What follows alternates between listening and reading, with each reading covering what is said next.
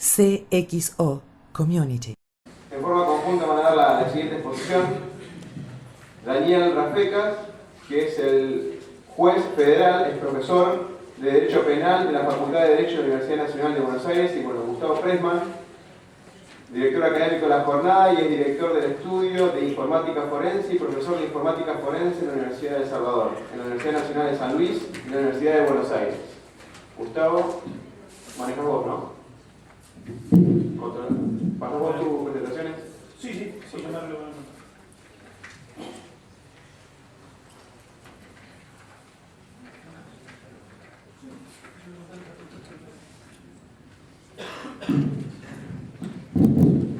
Bueno, buenos días a todos. Mi agradecimiento a los organizadores de este evento, especialmente al licenciado Pressman por esta invitación. En mi caso, como ya se adelantó, voy a hacer referencia en realidad a dos casos, a dos experiencias que hemos vivido y hemos trabajado en el Juzgado Federal muy recientemente y que muestran efectivamente que buena parte del éxito de las investigaciones judiciales penales transitan por el camino de las pruebas relacionadas con cuestiones tecnológicas. Tanto cuestiones relacionadas con la telefonía como con la informática. Me voy a referir primero, muy rápidamente, quería compartir con ustedes una experiencia relacionada con un caso en donde se aplicó prueba telefónica, uno de los tantos casos donde se aplicó de modo creo que muy exitosamente prueba telefónica, y luego sí vamos a referirnos a el caso que compartimos de algún modo cada uno desde su rol con el licenciado Pressman. El primer caso ocurrió el año pasado, febrero del año pasado. Se produjo una sustracción muy llamativa de monedas de alto valor histórico en la sede del Banco Nación Argentina, en Plaza de Mayo. Un hecho que tuvo alguna relevancia en los medios de comunicación, dado la importancia de los efectos sustraídos. Se trató de un robo de características espectaculares. Dos personas ingresaron durante el horario de atención al público al Banco Nación, entraron de algún modo en el entretecho, se quedaron allí hasta horas de la madrugada, hicieron una perforación en el techo del museo y tranquilamente sustrajeron cientos de monedas históricas, muchas de ellas de altísimo valor histórico y numismático, y se desprendieron con una soga por una de las paredes exteriores y escaparon. En un primer momento, las varias oficinas y áreas policiales dedicadas a intentar esclarecer este delito, bueno, no acertaban a encontrar una pista para dar con los autores. No había indicios, no había huellas dactilares, no había filmaciones, o las que había eran muy defectuosas. Y desde el juzgado lo que se propuso a una de las oficinas de la Policía Federal fue aprovechar la experiencia que ya tenía el juzgado en investigaciones y en realización de pruebas con los teléfonos celulares, especialmente a partir de la experiencia de la causa de los sobornos en el Senado. Entonces, el juzgado ordenó a una de las áreas policiales que realizara la siguiente tarea. El robo fue cometido a la 1 de la mañana de un día viernes en el mes de febrero en la Plaza de Mayo. Un ámbito en el cual a esa hora, ese día y ese mes, es posible inferir que no habría mucho tráfico de teléfonos celulares. Entonces, lo que se sugirió fue que las empresas telefónicas informaran de todos los contactos telefónicos vía celulares que se realizaron en las antenas que están ubicadas en la zona de Plaza de Mayo. Con esa información, con ese volumen de información, que no era menor, pero tampoco era inabarcable, Expertos y oficiales de la Policía Federal realizaron un trabajo de cruzamiento telefónico y 2 meses después vinieron al juzgado con una pista en firme de un grupo de teléfonos celulares que se activaron a la hora del robo y dejaron de tener comunicaciones cuando el robo se consumó. Se realizaron entonces las intervenciones judiciales telefónicas a través del mecanismo del que se habló en el panel anterior, y esas intervenciones telefónicas rápidamente demostraron que estábamos detrás de la banda que había realizado este robo, porque se escuchaban conversaciones en las cuales estas personas estaban directamente implicadas en reducir y en vender esta mercadería que habían adquirido ilícitamente. De modo tal que en algún momento, unos meses después, finalmente el juzgado firmó las órdenes de allanamiento y de detención, y no solamente que se recuperó parte de la mercadería sustraída, sino que además en las investigaciones posteriores en esta misma causa se logró determinar que esta misma banda había sido la autora de otros 7 robos a museos nacionales y municipales en la ciudad de Buenos Aires y en el Gran Buenos Aires, entre ellos el Museo Histórico Nacional, el Museo Evita, y el robo del reloj de Manuel Belgrano, que había ocurrido hacía 2 años, y que a partir de pedir la causa y solamente ver las imágenes de los que habían realizado la sustracción, no había ninguna duda de que había sido la misma banda que había realizado el robo de monedas de Banco Nación. A partir de esta información y de esta investigación, estos 3 coautores, 2 hermanos y el hijo de uno de ellos, están detenidos, procesados por asociación ilícita, robos reiterados, agravados, todo confirmado por la Cámara Federal, y calculo que el año que viene va a haber un juicio oral y público con respecto a estos hechos. Ustedes me van a preguntar, ¿y el reloj de Belgrano apareció? No apareció, pero la causa sigue en trámite y es nuestro principal objetivo en este momento. Lo que estamos haciendo ahora justamente es volver a encargar un cruzamiento de llamadas telefónicas en los días anteriores y posteriores al robo del reloj de Belgrano. Y aquí entonces me permito hacer en todo caso, discrepar un poco con lo que se dijo en el panel anterior. Si nosotros los jueces y los fiscales no tuviéramos el registro de llamadas telefónicas de hace 2 años, esta investigación no la podríamos hacer.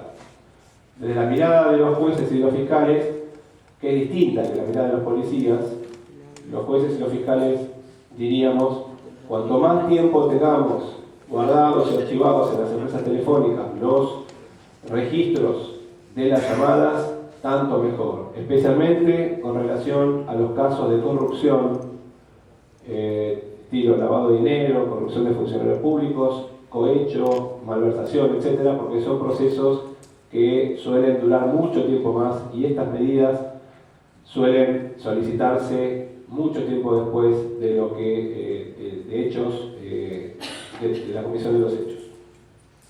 Ahora sí, yendo al otro caso que me interesaba contar hoy, también muy reciente, fue el año pasado, la causa Tadei.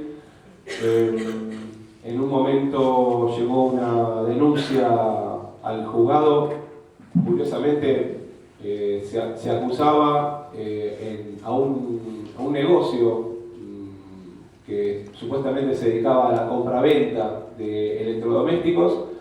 Había que hacer una denuncia por tráfico de drogas. Bueno, se realizó unas tareas de inteligencia mínimas. Las tareas de inteligencia de Policía Federal indicaron que no se advertía compraventa de sustancias estupefacientes, pero sí se llamaba la atención de un movimiento sospechoso justamente de personas que entraban y salían manipulando distintos artefactos electrónicos en condiciones que a la policía le llamaba la atención. Con lo cual ahí giró el interés de la investigación y se siguió entonces la pista de un grupo de personas que se dedicaba a reducir y a comprar elementos electrónicos sustraídos, especialmente notebooks, computadoras y artículos por el estilo, iPods, etc.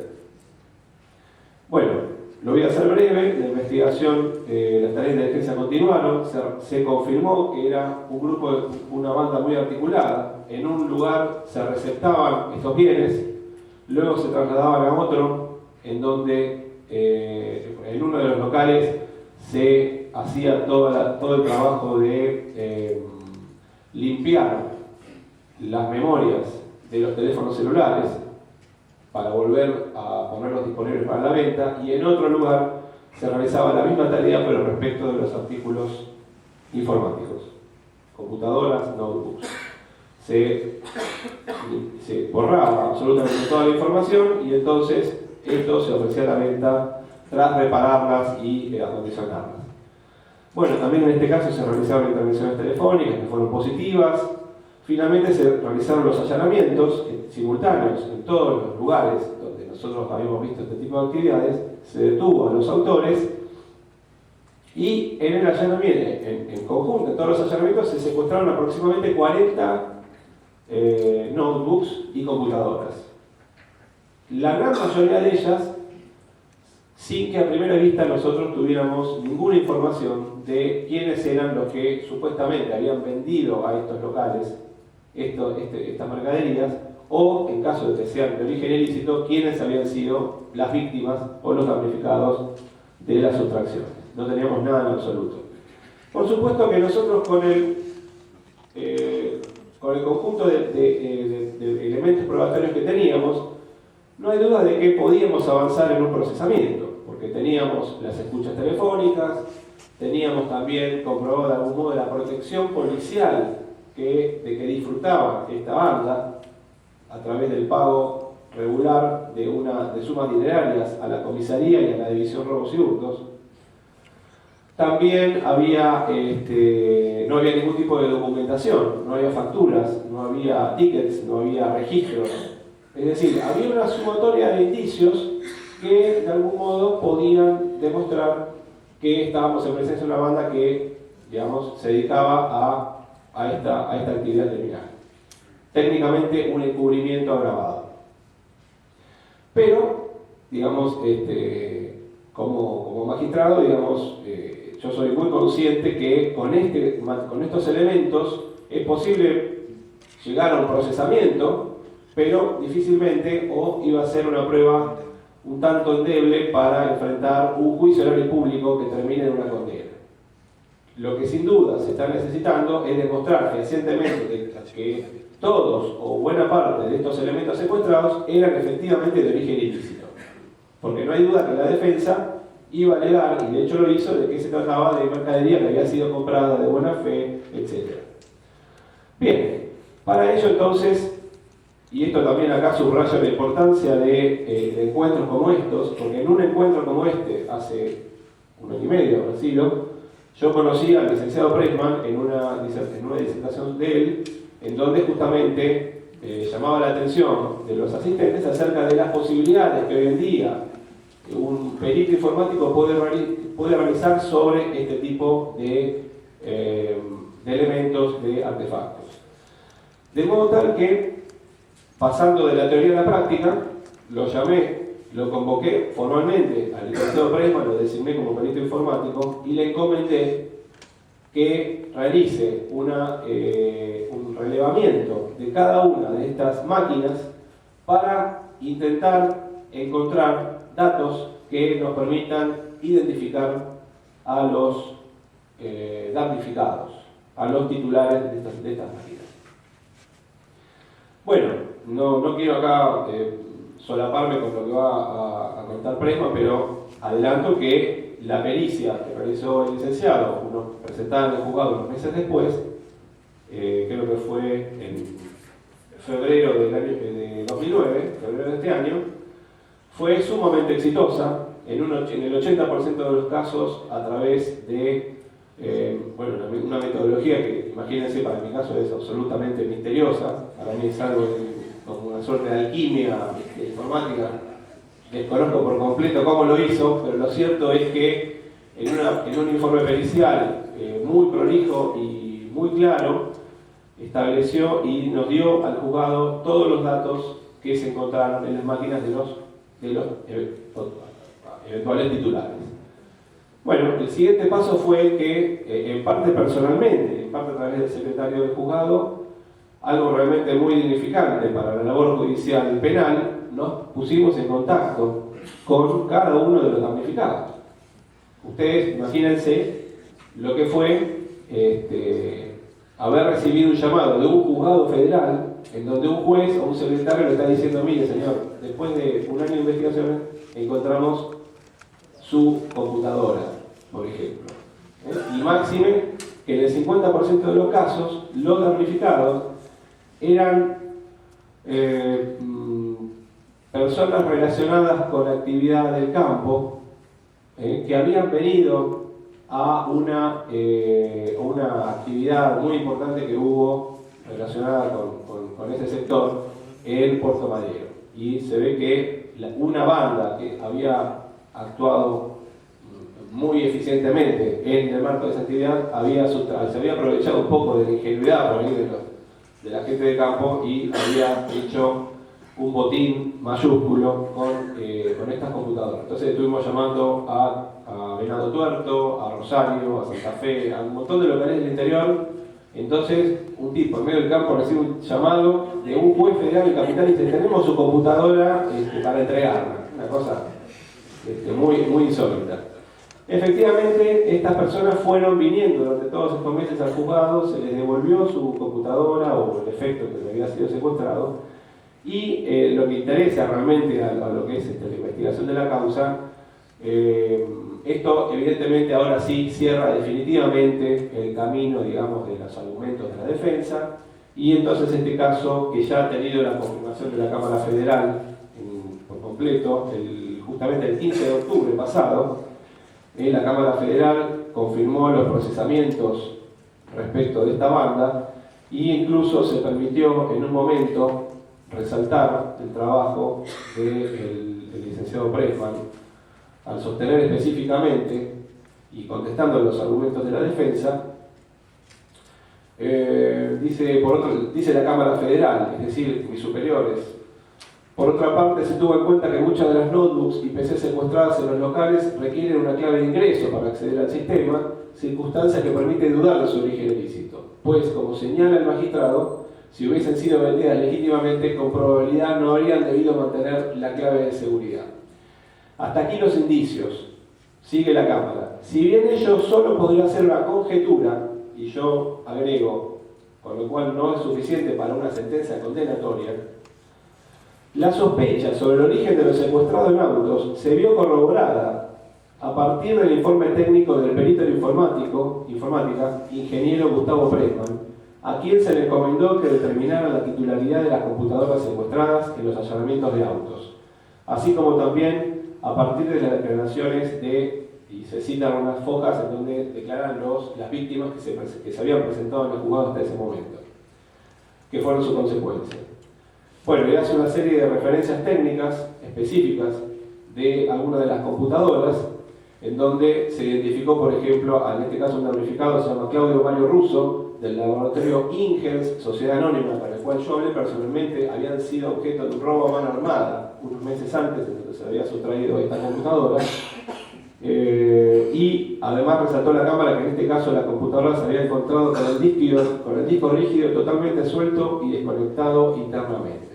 Entonces, esta prueba pasa a ser la prueba determinante de la comisión de los delitos en este caso, y entonces se trata de una medida probatoria, yo diría fundamental, que va a terminar coronándose seguramente con una sentencia condenatoria en un juicio oral. En ese juicio oral, obviamente, esta pericia va a tener un papel destacado. El perito de informática va a ser convocado a la audiencia de debate, va a ser sometido a preguntas tanto de la Fiscalía como de la Defensa como del Tribunal, y finalmente entonces, bueno, es una manera en la cual creo que estas herramientas son absolutamente necesarias, y es por eso muy importante, y así celebro que estemos, digamos, realizando este tipo de actividades para ponernos al día y actualizarnos y capacitarnos en estos temas, porque sin duda esto es una muestra, digamos, de lo que va a ser de ahora en más muchas investigaciones judiciales en el ámbito penal. Muchas gracias.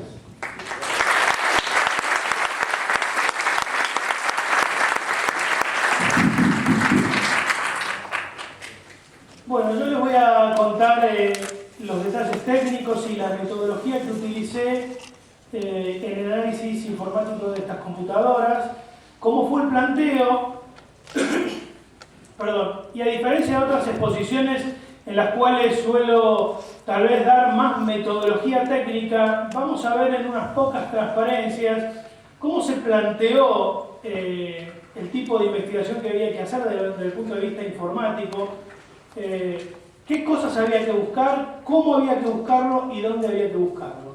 Seguramente esto les va a mostrar a ustedes una forma de trabajo que no es la única. Podrían haber habido otras metodologías para intentar llegar a los resultados y, como siempre digo, no siempre podemos garantizar los resultados. Esta vez hemos tenido también esa cuota de suerte que hace falta y realmente los resultados han sido maravillosos por lo que cuenta el doctor Rafecas.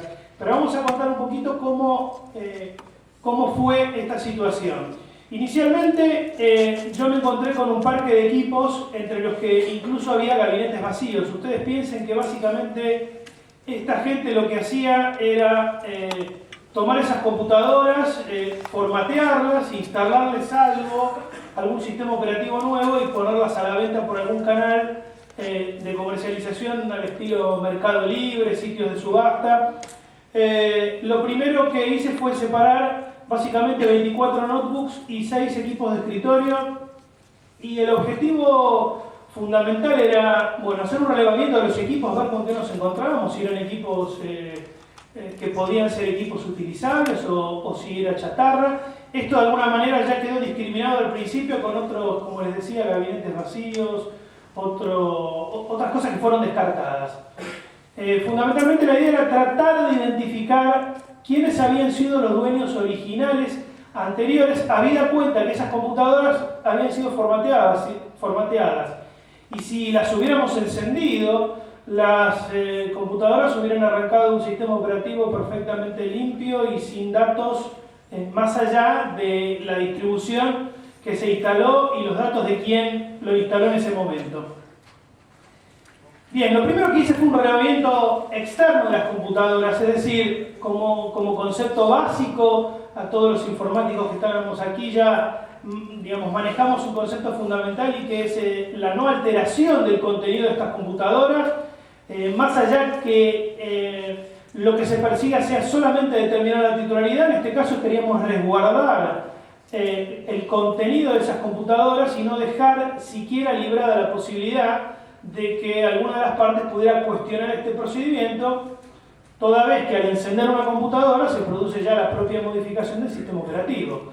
Entonces el relevamiento fue externo y me circunscribía al relevamiento y a la identificación de los discos de las computadoras, las memorias, y en este caso un detalle que no es menor, que es el certificado de autenticidad del sistema operativo, especialmente por la gran cantidad de notebooks que hay. Esto es un elemento que tomó bastante preponderancia en este tipo de análisis, porque al ser notebooks, todas venían con alguna distribución de Windows preinstalada o habrían venido originalmente con este tipo de distribución, y esto orientó un poco la metodología de investigación y análisis.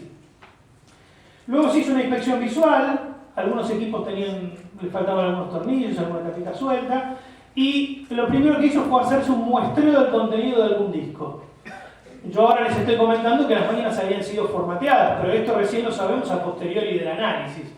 Entonces, haciendo el muestreo de uno o dos discos, pude determinar que efectivamente, bueno, y además por el planteo general de la situación, estábamos en presencia de computadoras que habían sido reformateadas, digamos, revirginizadas para ser puestas nuevamente a la venta en algún circuito comercial. Entonces, de ese muestreo, lo primero que surgía es que habían sido instalados fundamentalmente, digamos, En la gran mayoría de los equipos, luego vamos a hacer un resumen de los hallazgos, habían sido instaladas con Windows Way y con Colossus. Los informáticos que están aquí conocen este tipo de distribuciones, son distribuciones absolutamente ilegales, que lo que tienen es una gran cantidad de aplicaciones incluidas en la distribución. En lugar de tener que instalar el Windows, el Office y todos los programas que normalmente uno utiliza, la instalación de Colossus ya hace todo eso en un solo paso, facilitando la tarea de quien instala. Esto es un primer detalle llamativo, porque al tratarse de notebooks que tienen un certificado de autenticidad con un sistema operativo, tienen licencia del sistema operativo, por lo tanto lo razonable hubiera sido la instalación del sistema operativo correspondiente a ese certificado de autenticidad. Por otro lado, muchos de los certificados de autenticidad no se condecían con el tipo de sistema operativo instalado. O sea, las máquinas tenían todas Windows XP y un Office 2003, digamos, el básico que viene con cualquiera de estas distribuciones. Esto fue un primer dato llamativo. Ahora viene el planteo de cómo presenté yo el tipo de investigación. Dije, bueno, ¿qué tengo que buscar? ¿Dónde tengo que buscar y cómo tengo que buscar? Lo primero que vemos aquí es, hay dos dibujos. El primero de arriba,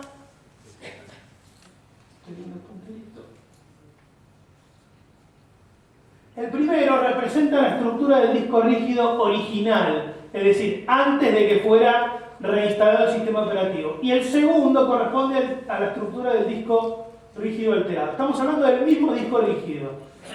Por supuesto, yo, al no tener acceso al disco original, estoy suponiendo que ese disco original tenía una única partición.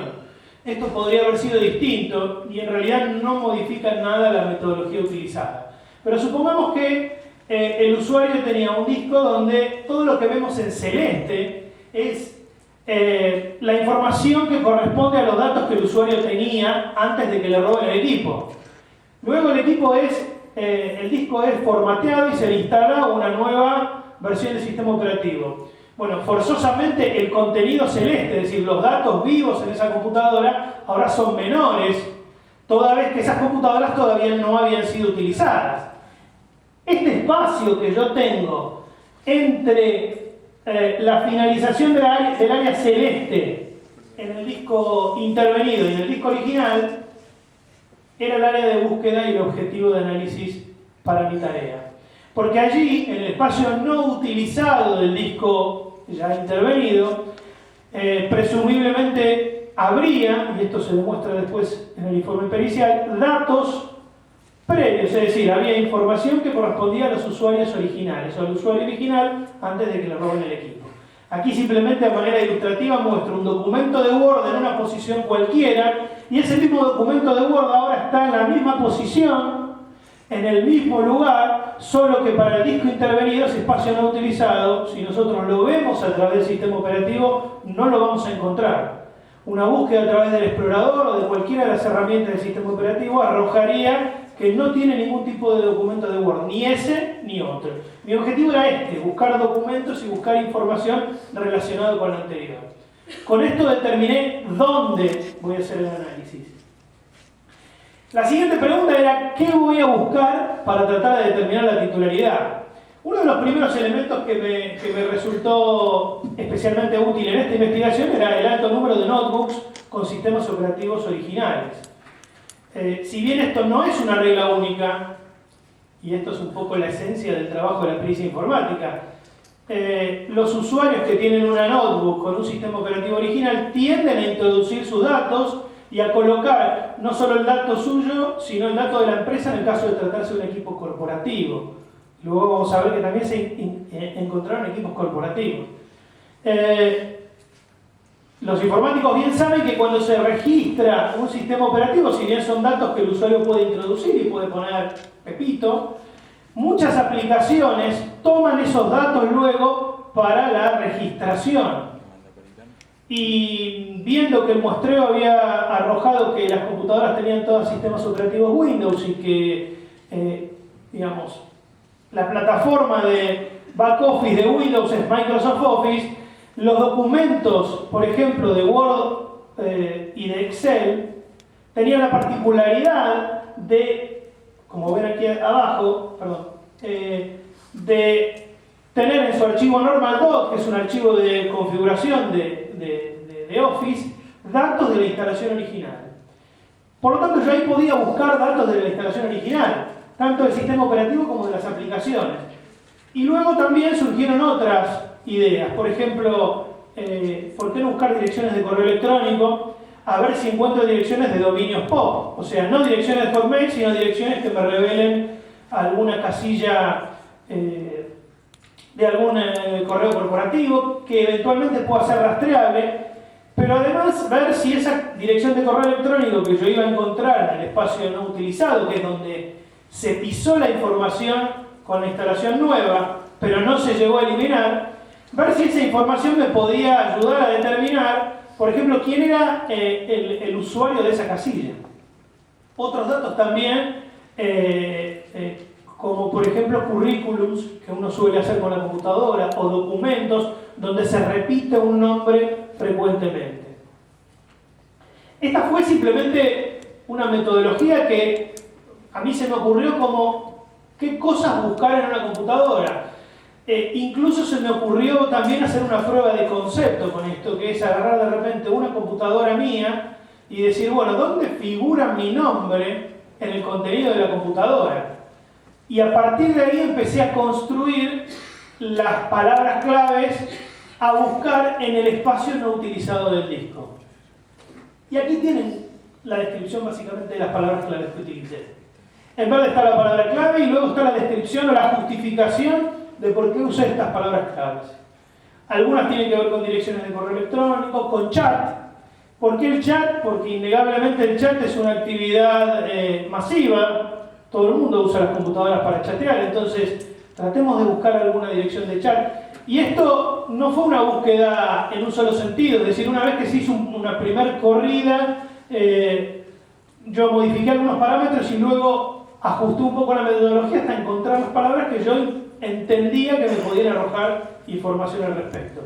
Por supuesto, no información concluyente, lo concluyente no está en mi informe técnico, sino lo concluyente es lo que viene después. Y como explicó el juez, es el contacto directo con la persona que reconoce, digamos, que le robaron esa computadora. Digamos, a mí también me empezó a llamar la atención cuando hacía el análisis y cuando empecé a obtener frutos de esto, este tema de que había mucha gente del interior vinculada. Y realmente fue muy gratificante escuchar lo que había contado el juez respecto de esta situación que explicaba un poco los hallazgos que mediante el análisis forense informático encontramos. Bien, ya dijimos dónde, ya dijimos qué y ahora explicamos brevemente la metodología. ¿Cómo hicimos la búsqueda? Sencillamente sin tocar las computadoras, extrayendo uno a uno los discos rígidos y conectándolos a través de un bloqueador de escritura. El bloqueador de escritura es aquel dispositivo que impide la escritura sobre el mismo.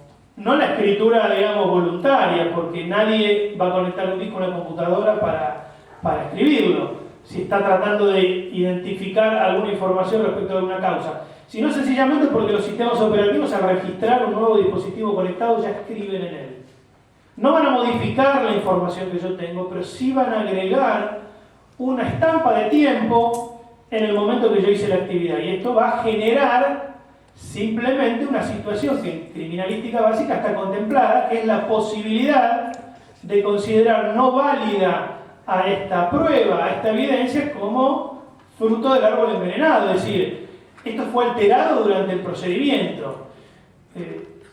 Uno podría después intentar defender cuál fue la alteración y demostrar que los datos que estamos tratando de mostrar no fueron alterados, pero bueno, ya se generó toda una situación que, bueno, los abogados que están aquí, si tienen la suerte de estar del lado al que no le interesa la producción de esta prueba, ya tienen o tendrían elementos para anularlo. Por esto, siempre es importante, y hoy lo voy a decir una vez más, habida cuenta del alto porcentaje de no informáticos que hay aquí, hay que evitar la tentación de encender las computadoras. Digamos, uno puede recibir estas computadoras en el juzgado o digamos, los operadores judiciales, especialmente porque las fuerzas de la ley ya están bastante digamos, fogueadas con esto y bastante capacitadas, pero también puede ocurrir que de repente un allanamiento sea en una comisaría lejana con alguien que no tiene demasiado conocimiento y dijo, hoy viene una computadora, a ver, vamos a aprenderla a ver qué jueguitos tiene. Hay que evitar encender las computadoras para justamente tornar ese medio de prueba como inadmisible en el futuro. Entonces, en la metodología lo que yo hice fue conectarlas a través de un bloqueador de escritura. A partir de ahí utilicé una herramienta de análisis forense, cualquiera, para hacer las búsquedas y me supedité exclusivamente al espacio no utilizado. No busqué sobre lo que el sistema operativo me ofrecía, porque lo que el sistema operativo me ofrecía eran las instalaciones que esta gente había hecho con el fin de poner a la venta las computadoras. Resultados a grandes rasgos. De las 30 computadoras, en 3 no pude obtener datos concluyentes o suficientes que me permitieran determinar la titularidad. En otras 3 había datos concluyentes que correspondían a las computadoras de los imputados. Eran las computadoras que ellos usaban para la administración de su operatoria. Y de las otras 24 obtuvimos nombres, datos de empresas, datos, esta información incluso también se obtuvo de configuraciones de red que la computadora tenía, nombres de dominio a los que se logueaban, recursos compartidos, direcciones postales, direcciones de mail y teléfonos. Esto fue el resultado de hacer este análisis que, presentado de esta manera, muestra lógicamente cómo hecha la presentación y cuál es el objetivo que, digamos, el juez me solicitaba respecto de encontrar a los titulares, cómo yo imaginé que debía hacer la pericia, qué cosas buscar y con qué metodología usar. Nada más, esto es un poco contarles lo que pasó.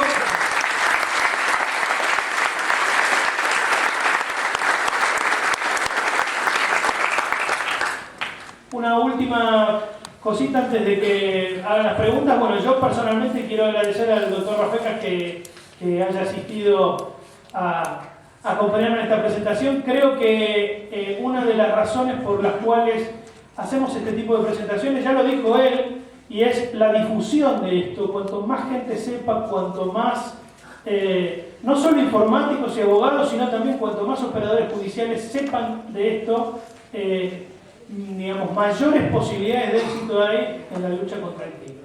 Así que gracias al doctor y no sé si tienen alguna pregunta.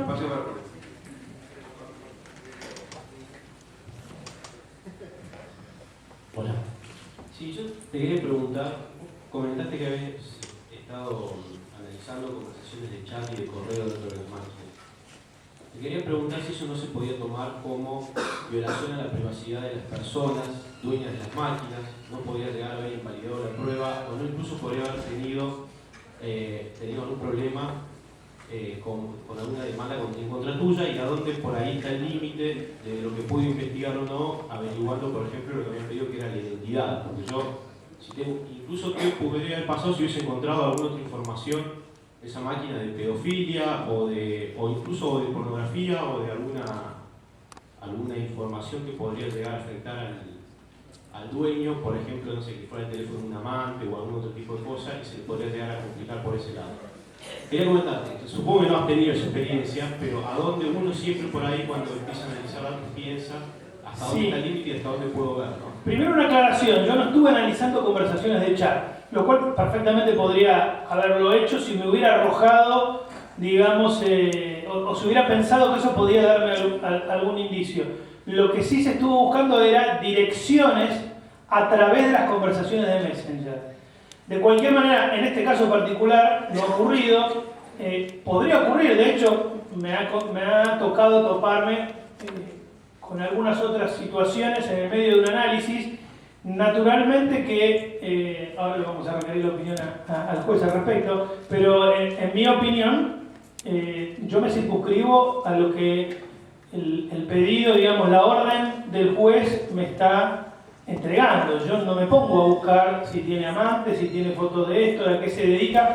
Primero de todo porque, para empezar, mi tarea es específica y yo no tengo ni tiempo para perder en ese tipo de búsquedas, pero además porque claramente sí soy responsable penal sobre mi tarea, no solo sobre las búsquedas, sino sobre digamos, el resguardo que yo le di al disco y la manipulación que hice, por eso también la explicación del bloqueador de escritura. Yo soy plenamente responsable de lo que hago, pero entiendo yo que aquí, y en relación a la ley que nos ocupa y de la que estamos charlando hoy, acá no existe la figura indebida porque tengo una orden del juez que me está autorizando a hacer la tarea. No a buscar si tiene teléfono de amante, ¿no? Por seguir ese ejemplo. Pero en este caso puntual y para procesar esa cantidad de discos, digamos, la búsqueda fue automatizada con la herramienta y a partir de la búsqueda automatizada surgieron palabras, nombres, direcciones, luego se refinaron esos nombres y direcciones y a partir de ahí en el informe lo que se refleja exclusivamente son los nombres de los posibles titulares, direcciones y otro dato filatorio que lo permite ubicar. Pero me gustaría, no sé si... No, sí, es más o menos como dice el licenciado. La tarea del perito está circunscripta a una encomienda realizada por el juez muy específica y muy estricta que le pone un marco de actuación a la labor pericial, sea de la índole que sea.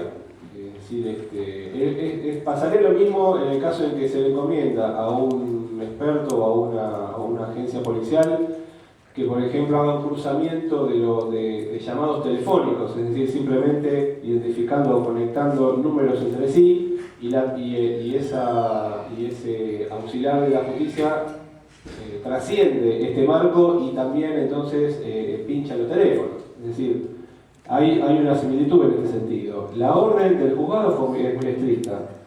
Los límites de la actuación de la pericia respecto de estas computadoras eran solo efecto de la identificación de los potenciales dueños o titulares.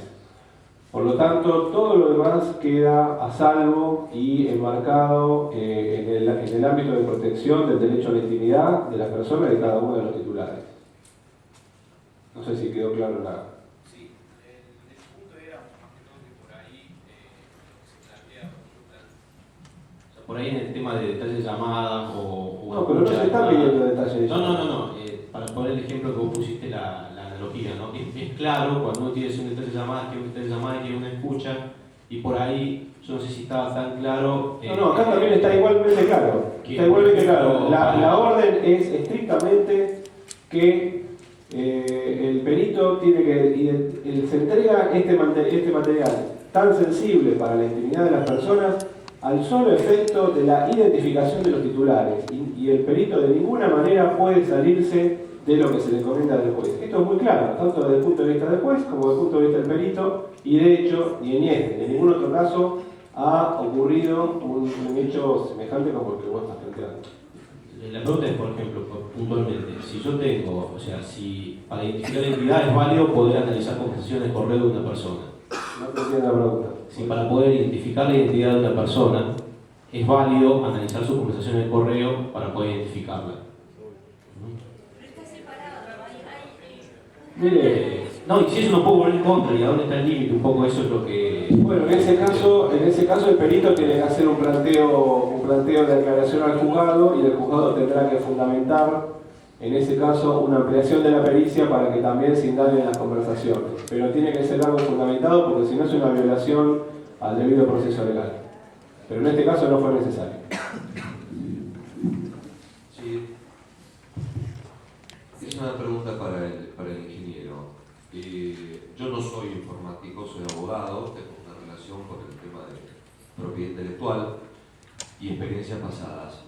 Pero un poco de lo que usted explicó y lo que creo recordar de mis malos conocimientos técnicos en computación, existen varias formas de formatear un rígido, según creo recordar. Corríjame si estoy equivocado.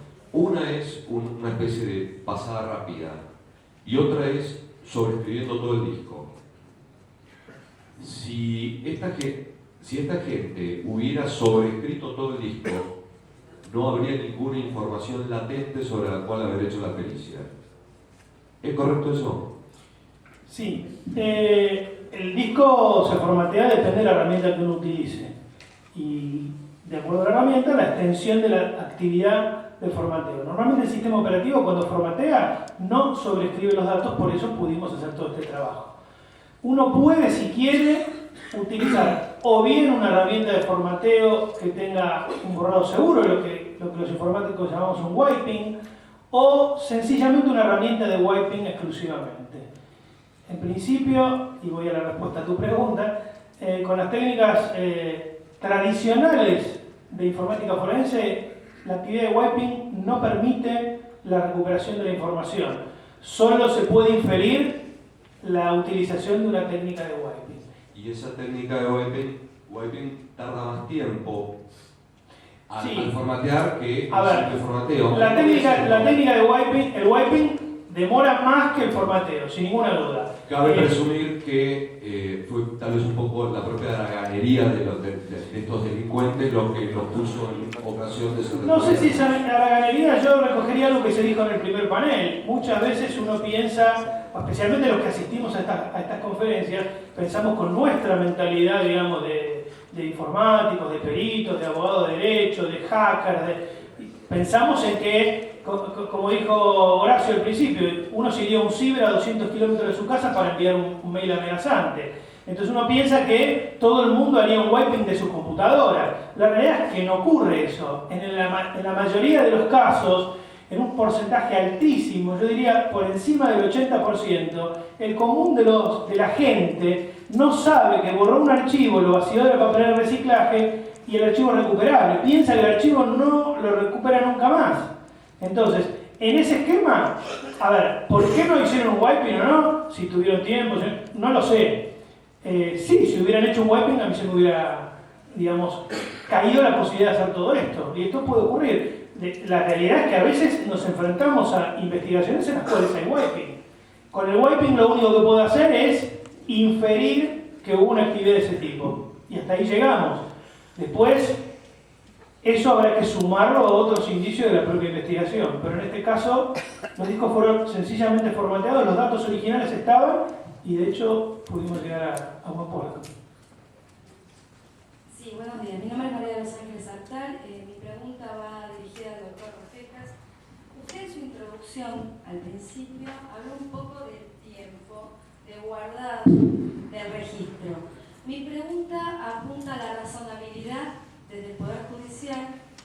¿Cuál sería, a los efectos de, digamos, del valor probatorio, de ir a la búsqueda del dato, de los datos, cuál sería, o cuál estima usted que sería el periodo razonable de guardado para el acceso a la información de estos datos? Sí. Porque digo, perdón, el doctor Horacio hizo referencia que de 10 años era una barbaridad y altamente costoso, con lo cual se tornaría improductiva la prueba, ¿sí?, a los efectos de la resolución de los casos en concreto. Bueno, yo permítame decirle antes que nada que no soy un experto en estos temas como es el Seba del Pech. Yo simplemente doy mi opinión como operador del sistema penal. Insisto en el hecho de que la menciona que 6 meses son más que suficientes para almacenar este tipo de datos puede ser funcional a la lógica del secuestro express, digamos, del derecho en flagrancia. Bueno, no hay duda, pero la criminalidad, el fenómeno de la criminalidad compleja va mucho más allá, pero mucho más allá del secuestro express.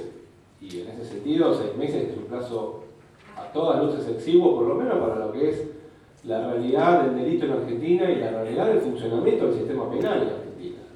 Porque ni la policía ni la justicia en Argentina funcionan con los parámetros de Europa Central. Nosotros tenemos un sistema procesal muy rígido, muy lento, muy antiguo, y que por lo tanto, toda la recolección de los medios de prueba tiene que de algún modo adaptarse a la lógica de ese funcionamiento. No podemos tener un funcionamiento, un sistema procesal y un sistema penal absolutamente antiguo y al mismo tiempo un sistema de almacenamiento de datos absolutamente moderno y del primer mundo. No nos sirve. Al contrario, pareciera que es funcional para la impunidad. Entonces, yo tengo la obligación de decirlo. Para mí, un plazo razonable está en el orden de los 5 años, como mínimo. no digo 10, porque creo que la lógica de los 10 años sí obedecía a la realidad de los años 90, de los 80, de los 90. Yo creo que de aquí al futuro las investigaciones, sin duda, por el avance también del mecanismo de la justicia, las reformas que están haciendo, la informatización de todo el sistema penal, la capacitación, etc. Yo creo que vamos a un aceleramiento de los tiempos, pero así todo creo que como mínimo tienen que tener estos elementos tan importantes para las investigaciones, tienen que estar almacenados por lo menos 5 años. Sí, buenos días. Mi nombre es Raúl Sarretini. Una pregunta para el ingeniero Treisman. Y es referente al tema de cuando el juzgado le entrega las computadoras a usted para hacer la pericia, si había la parte de la defensa había designado perito de oficio y si tuvo que actuar con perito de oficio, perito de parte. También en ese caso, en caso de que no lo hubiera habido al perito de parte, si no se podría haber llegado a objetar que el disco periciado puede haber sido un disco plantado dentro de la computadora, o sea, otro disco que no le pertenecía a esa notebook. Porque, por lo que tengo entendido, las notebooks no estaban, en el momento del secuestro, fueron presentadas, fueron establecidas su origen. Eso es un tema que no... Sí, es un tema que no fue tratado porque en principio estaba un poco fuera de la presentación, pero estaban todas inventariadas las computadoras. Cuando yo las retiro del juzgado para hacer la tarea de mi estudio, obviamente yo controlé cada elemento que retiré y firmé en consecuencia, habilitando la continuación de la cadena de custodia, de manera tal que desde ese momento que yo firmé, yo soy 100% responsable sobre lo que ocurrió. Todo lo que yo retiré estaba todo inventariado, con número de serie registrado, había sido hecho antes de que yo participara de esa situación. Puntualmente en este caso no había un perito de parte, pero esto no es una objeción a la pericia, digamos. El perito de parte es un derecho que tiene la parte, pero no es una obligación. Si la parte quiere ponerlo o no quiere ponerlo, digamos, esto no traba la función del perito oficial en este caso. Justamente uno de los aspectos que yo intenté resaltar en la presentación es que me atuve perfectamente a las reglas de buena práctica y a todos los controles necesarios para que no haya el más mínimo huequito donde meterse y cuestionarlo. Por supuesto, cuestionar van a cuestionar, porque siempre hay abogados para cuestionar. ¿Fue cuestionada la pericia? No, le invita. Tenemos que pasar en juicio oral, seguramente va a haber algunos que en juicio oral. Iremos preparados. Gracias. Buen día, mi nombre es Said. La pregunta es a cualquiera. Usted describió la metodología dada por su experiencia, intuición, etcétera, para la búsqueda de evidencia. ¿No cree que hay una carencia de protocolos o de frameworks, llamamos de la informática? Hoy encontró Unix, mañana Windows, Linux, y mañana tiene problemas más complejos que hoy ocurren como denegación de servicio, etc. ¿No debería trabajar la justicia, los órganos judiciales, los fueros auxiliares para establecer protocolos para el análisis de los casos? En algunos aspectos, como el aspecto de preservación de evidencia, posiblemente sería útil que existieran protocolos, pero no es mandatorio. No es obligatorio. En el resto del mundo hay países que tienen códigos de procedimientos con protocolos específicos para evidencia informática. Y hay otros que no lo tienen. Esto no invalida. Ahora, protocolos ya específicos para cada tipo de análisis, esto es imposible de hacer. Primero porque el desarrollo de la actividad pericial, para aquellos, y aquí hay muchos que ejercen la actividad pericial como peritos informáticos, tiene un condimento sumamente interesante, seguramente se va a discutir a la tarde entre la mesa de peritos, y es que se desarrolla de manera dinámica. Siempre, cada investigación que uno hace es prácticamente una investigación nueva a la que hay que poner, digamos, la metodología y el conocimiento para generar la forma de trabajo específica. No hay un protocolo a seguir en cada caso. Como yo suelo decirle muchas veces a mis alumnos, esto no es instalar un sistema operativo que yo pongo el disco compacto, next, veo lo que hay que contestar y todos más o menos siguen el mismo proceso. Acá el proceso de alguna manera es dinámico, está sí soportado por la experticia y por las reglas de buena práctica. No es que yo digo voy a buscar cualquier cosa en cualquier lado de cualquier manera. Tiene que tener su fundamento. Alguien podría decir acá, ¿y por qué no buscaste tal otra cosa? Y podría ser perfectamente plausible. Pero en Estados Unidos hay 10 o 12 laboratorios asociados a cada fuerza de inteligencia que siguen protocolos. Por supuesto, el protocolo no le va a dar los pasos ejecutivos, pero sí va a simplificar las tareas. Miren, los laboratorios a los que usted se refiere no tienen protocolos específicos para cada búsqueda. Sí tienen protocolos para preservación de evidencia y sí tienen protocolos específicos que básicamente emanan de laboratorios internacionales o de laboratorios nacionales. En el caso de Estados Unidos es el NIST.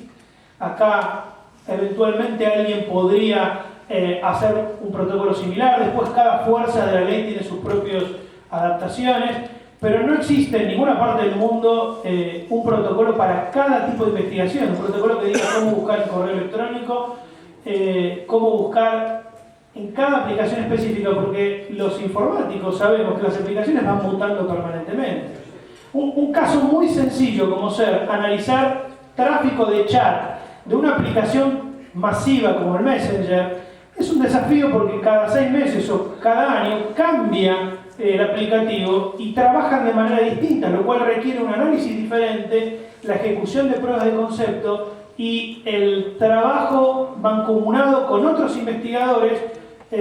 Por eso yo siempre recalco que una de las fuentes de sabiduría que los peritos informáticos e investigadores forenses tenemos que utilizar son los foros de investigadores que cuentan sus propias experiencias respecto de cómo moverse en cada uno de los casos. Pero no hay una regla única.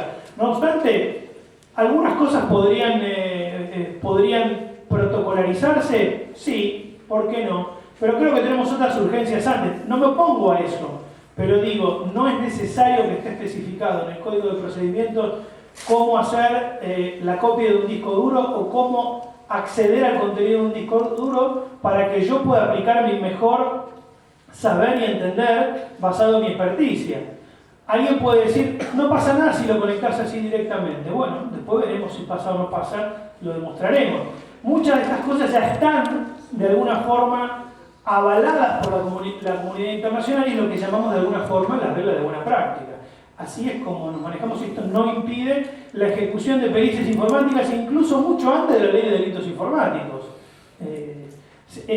Hay divisiones de fuerzas de la ley y hay muchísimos peritos de oficio. Se van a tener paneles hoy a la tarde de gente que hace más de 10 años que está trabajando con esto, cuando las computadoras todavía incluso trabajaban en DOS. Así que elementos perfectibles hay muchos, pero en ese caso puntual yo creo que no hace falta, no es imperativo la existencia de regulaciones o procedimientos específicos.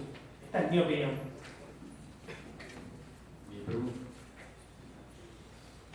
Mi pregunta es para el doctor Rafecas.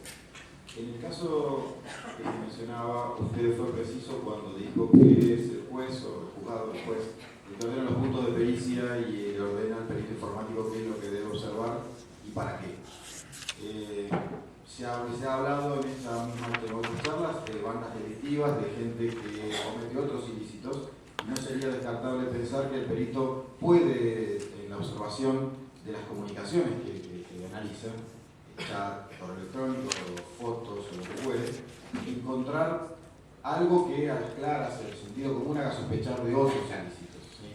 Ahora, para que la tarea que usted como juez le encomendó al perito de analizar esos puntos de pericia y nada más, ¿de qué forma el perito debería actuar comunicándose con el juzgado o no debería actuar? ¿Sí? Para hacerle notar y que no sea descartada la pericia del perito por estar, llamémosle, extendiéndose de lo que usted le ordenó como juez, para que usted pueda darle curso u otro juzgado le dé curso. No sé si soy claro en lo que digo. Sí, claro.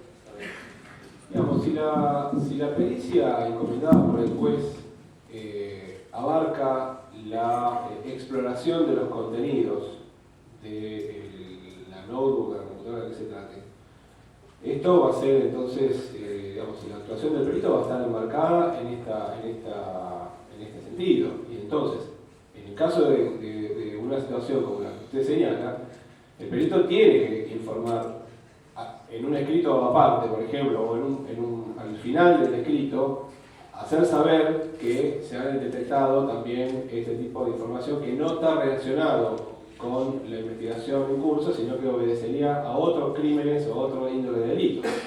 El juez, el perito cumple de informarle al juez o al fiscal. Luego, ahí termina el ejercicio del rol del perito. Luego será el juez o el fiscal el que analizará esa información y tomará la decisión en el sistema judicial que corresponde, que normalmente es extraer testimonios para que sea otro juzgado el que investigue la posible comisión de algún otro delito. Exacto, mi punto iba a que la otra parte no desestime lo que el juez ordenó a partir de haberse supuestamente extendido cuando en realidad no es una extensión. No, exacto. Una última pregunta tenemos.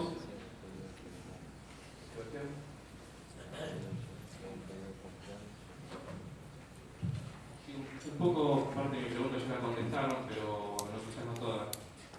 Cuando se hace este tipo de investigaciones, sobre todo cuando es prueba anticipada, que no hay un perito designado, ¿hasta qué punto es necesario que durante la prueba participe un escribano o algún notario como para dar una forma, asegurar de que a nivel legal, digamos, de que nadie tocó el disco, o sea, o que usaron un bloqueador de escritura y todo ese tipo de cosas, ¿no? Bueno, como se trató en la presentación anterior, lo que presentó Federico, hay dos maneras, digamos, entiendo que tu pregunta puede ser interpretada en dos ámbitos distintos. Si la medida de prueba es una medida de prueba extrajudicial, es decir, es una medida de prueba que nosotros, digamos, vos como, no sé, titular de esa computadora o de la empresa que digamos, tiene los derechos sobre ese equipo, quiere presentar eso y quiere resguardarlo, en ese caso sí, además del especialista que va a hacer la copia, vas a tener que convocar un notario que dé fe pública de esa actividad mediante un acta. Ahora, cuando la pericia es una pericia ordenada en el marco de una causa judicial, el perito designado por el juez tiene las atribuciones, ya sea el perito oficial o el perito de oficio, para llevar adelante la medida, y no es necesario que haya, digamos, un escribano fiscalizando esto. Si se tratara eventualmente de una medida de prueba anticipada, ordenada por sede judicial, es muy probable, por no decirte, digamos, casi seguro, de que va a haber un oficial de justicia que va a cumplir la función que cumple el notario en el área privada. En algunos pocos casos, bueno, acá hay algunos peritos que tenemos una experiencia de que nos designan oficiales de justicia ad hoc y nos dejan ahí solo con el paquete, lo cual es motivo de otra charla. Pero en principio va a haber un oficial de justicia que va a hacer ese aval. Y luego, aún durante el resto del transcurso de la medida, porque no es solamente ese momento, si podemos poner en duda en cualquier momento, si el perito está alterando, está modificando. No se olviden que la ley de delitos informáticos tiene un agravamiento cuando uno pueda producir alteración de medios de prueba que estén vinculados con algún elemento, digamos, probatorio de un juicio. Entonces nosotros somos responsables penales por eso. Alguien podría decir, sí, bueno, cuando vos lo llevaste al estudio en realidad me contaste la historia del bloqueador de escritura, pero vos lo conectaste directamente con un cable de plancha y lo modificaste todo. O agarraste ese disco, te lo guardaste y pusiste otro disco. Bueno, en principio, este segundo comentario que lo estoy haciendo así un poco al vuelo, estaría salvado por la cadena de custodia que indica los números de serie. Y al otro está mi experticia. Cuando el perito me designa, digamos, salvo que se pruebe lo contrario, lo que yo estoy demostrando, además lo puedo, digamos, avalar. Es muy sencillo probar que ese disco no fue alterado simplemente conectándolo a través de un bloqueador de escritura y ordenando por fecha de modificación, si alguien eventualmente plantea esa duda. Entiendo que siempre el abogado de la parte que no le interesa la prueba que se está llevando a cabo va a tratar de poner palos en la rueda y va a poner en duda todo este tipo de cosas. pero en mi experiencia esto tiene un cierto avance, llega un momento en el cual, digamos, se dan cuenta que si hay un informe fundado y respaldado por experticia y por procedimientos técnicos claros, seguir avanzando con esto no tiene mucho sentido. Mismo el juez normalmente se da cuenta de esto y no hace lugar a alguno de estos tipos de pedidos, pero es perfectamente posible, ante la duda, verificar todo esto que estoy diciendo. No es simplemente una cuestión de creer o de estar presente. Y aparte, desde el punto de vista judicial, digamos, este tipo de planteo como el que vos formulás, lo podemos imaginar en manos del imputado o de la defensa. Podría ser este planteo en algún momento del juicio, durante o después de la presentación de la pericia, tanto en la etapa de instrucción, que es la que correspondió en este caso, como en la etapa del debate. Ahora, el imputado y la defensa pueden hacer el planteo que se les ocurra en el ejercicio del derecho de defensa del juicio, pero la respuesta del juzgado o del tribunal oral va a decir: señor, usted tuvo la oportunidad, cuando el juez dispuso la pericia, notificó a las partes en los términos del artículo 239 del Código Procesal Penal de la Nación, y en ese sentido la ley procesal le permite a usted, para el caso de que tenga dudas y que le preocupe el curso de esta pericia, designe a un experto de parte para que acompañe en todo lo que vaya a hacer el perito designado durante la labor de su trabajo pericial. Si usted no lo hizo en ese momento, entonces cabe preguntarse por qué ahora resulta que le surgen estas sospechas, cuando tuvo las herramientas y la oportunidad para controlar debidamente la labor del perito. Entonces, son argumentos que difícilmente tengan alguna cabida luego de presentada la pericia. Daniel Rafecas, Gustavo Pérez, muchas gracias.